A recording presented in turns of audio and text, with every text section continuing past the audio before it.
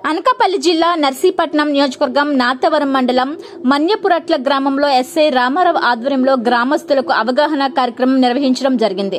SI Ramarao మాట్లాడుతూ వచ్చే నెల 4వ తేదీన జరగబోవు కౌంటింగ్ ప్రక్రియకు గ్రామస్తులందరూ సహకరించాలని, గ్రామంలో ఎటువంటి ఘర్షణలు జరగకుండా గ్రామస్తులు కలిసిమెలిసి ఉండాలని గ్రామస్తులను సూచించారు. ఈ కార్యక్రమంలో గ్రామస్తులు అధిక సంఖ్యలో పాల్గొన్నారు. అలా కాకుండా ఈ రిజల్ట్స్ కోసం ఈ పార్టీ ఎక్కువ వస్తుందని ఆ పార్టీ ఎక్కువ వస్తుందని బెట్టింగ్లు గట్టా కాస్తే అది మా నోటీస్కి వస్తే మీకే ఇబ్బంది అయిపోయింది. హ్యాపీగా తిరిగారు 15-20 రోజులు. బిర్యానీలు ఇచ్చారు, కూల్ డ్రింక్లు ఇచ్చారు, డబ్బులు ఇచ్చారు, ఓట్లు వేస్తాము.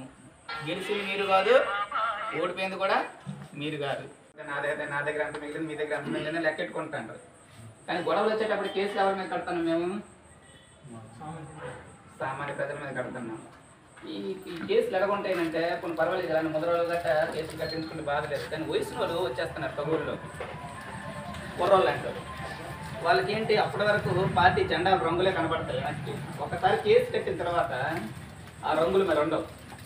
పాప వాడి మీద ఎలక్షన్ అఫెన్స్ కేసులు వచ్చేస్తాయి. దానివల్ల వాళ్ళ కెరీర్ అంతా నాశనం అయిపోద్ది. సో మీకు నేను చెప్తున్నది ఏంటంటే, మీ ఇంటికి మీ పిల్లలకు కూడా చెప్పండి, వరా బాబు గెలిచినా మనకు సంబంధం లేదు, ఓడిపోయినా మనకు సంబంధం లేదు. ఊర్లోకి వెళ్ళి అనవసరమైందని దాంట్లో